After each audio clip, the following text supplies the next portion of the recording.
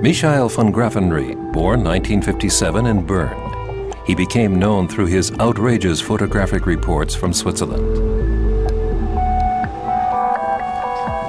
Today, the panorama camera is his preferred instrument of expression. Since 1991, Michael von Graffenried has lived in Paris. 1, 2, 3, los!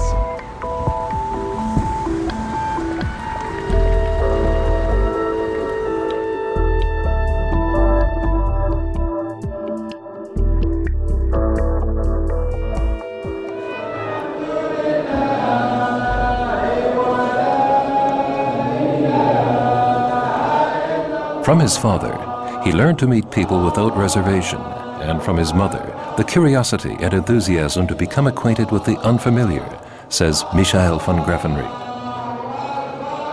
The camera is like an alibi in order to provoke an encounter. You are there is a park, there are two people on a bench. You go over and say, "Oh great, could I take a picture?" And you are already in conversation.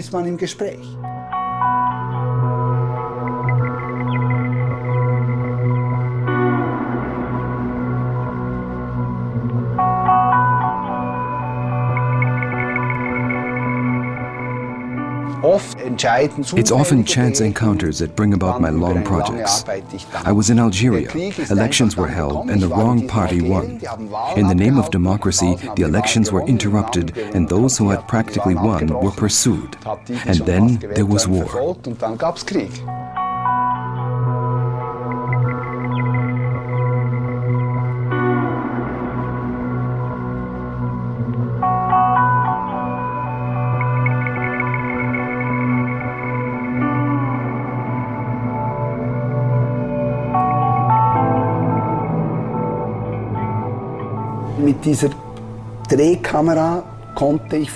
With this rotating camera, I took photos without people noticing how I take them or whether I was taking them at all.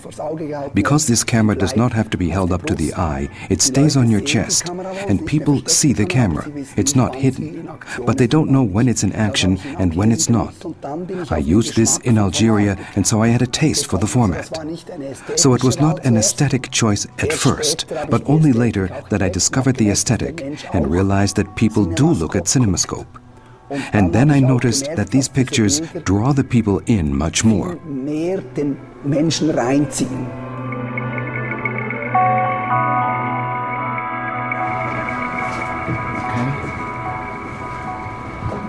A contrast of two different worlds, alpine culture in Switzerland, desert culture in Algeria.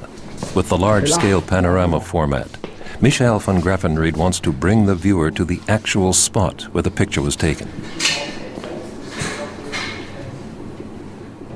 This panorama camera turns from left to right, and by a 15th it goes until it's there. But now I had a lot of light. It was in the sun, in the desert. There it is so bright. I had to use a 250th, and it goes. But in spite of that, it was apparently enough to take the picture of the camel, and between the camel and the shadow, the camel had moved. In fact, it slowed down, and that's why the shadow here is not identical with the reality.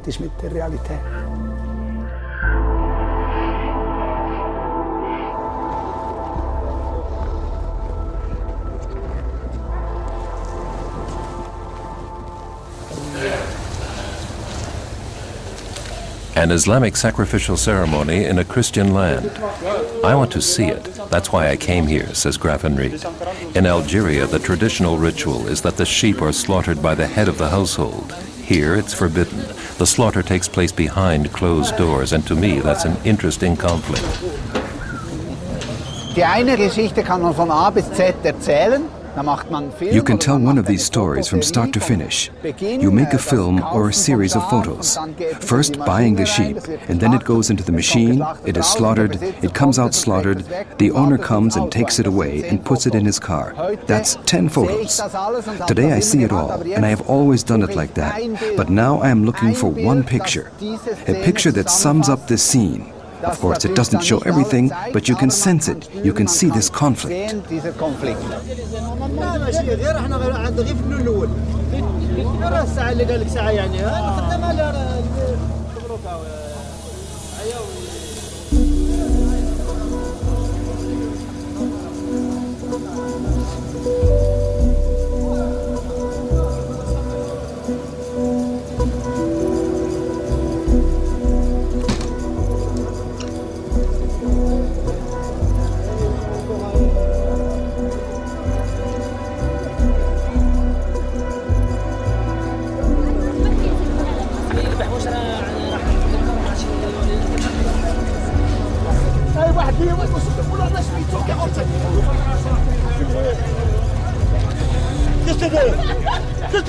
C'est la photo. Non.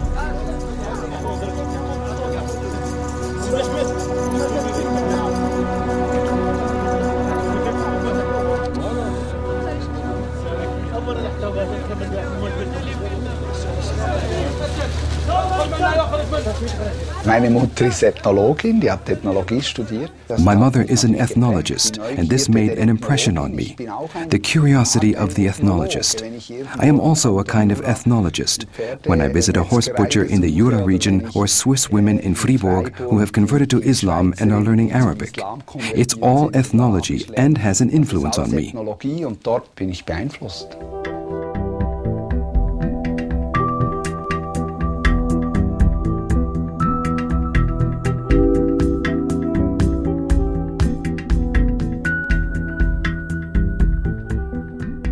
Als ich 17, 18 war, hat meine Mutter nochmal.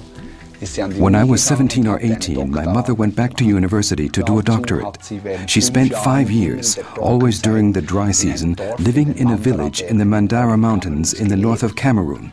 And I thought somehow, as a 19-year-old, this is great, National Geographic, and I could do something there.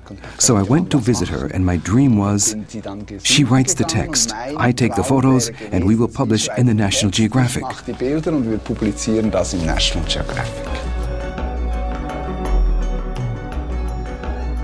The photos were never published, but Cameroon gave me an incentive to take a critical look at my own environment, says Michael von Graffenried.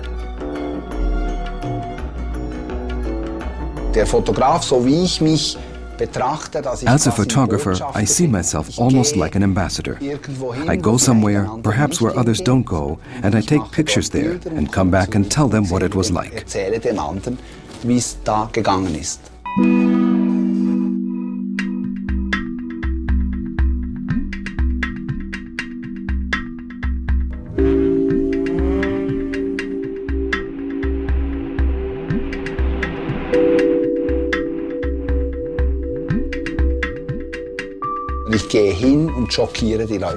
I go there and shock people. And I say, here I am, I'm Michael, I take photos. And my photos are suddenly in the public domain where anyone can see them. Your work colleagues, your relatives, your neighbors see you cooking spaghetti naked in front of your tent. And many people still said, that doesn't bother me.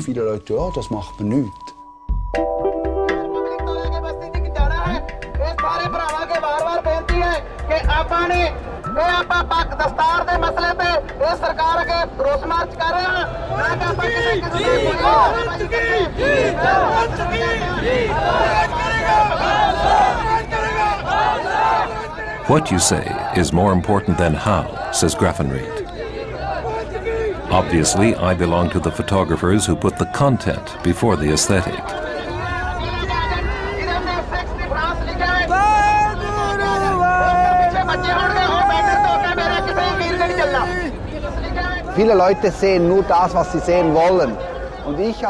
Many people only see what they want to see. As a photographer, I show what everyone could see, but because they don't want to, they don't look. When I take the picture and bring it to the people, and then it is published in a book or shown in an exhibition, then they are forced to look at these pictures, which they could have seen if they had looked at them of their own accord.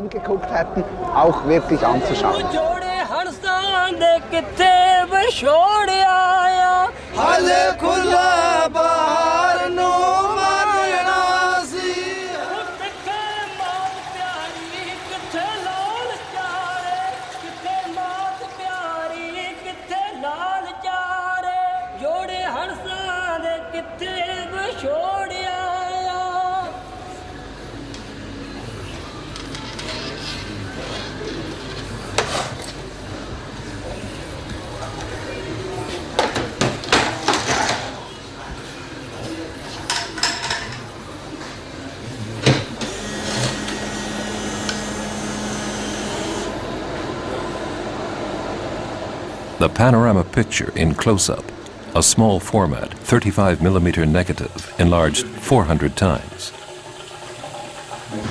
This way the viewer is drawn in. He's face to face with the person in the picture, says Graffenried.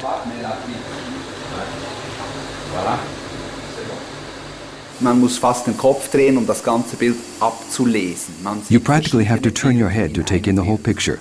You see many pictures within one picture. The wide angle forces me to go nearer to the people. I can't hide anymore. I present myself to these people, they observe me, I observe them, and the picture speaks volumes, if you like. And the format is quite natural. Now I am very near, but even so, with this panorama, I have 1, 2, 3, 4, 5 Sikhs in the picture, although I really only just made a portrait. With a normal camera, there would have been just one head, and that's all.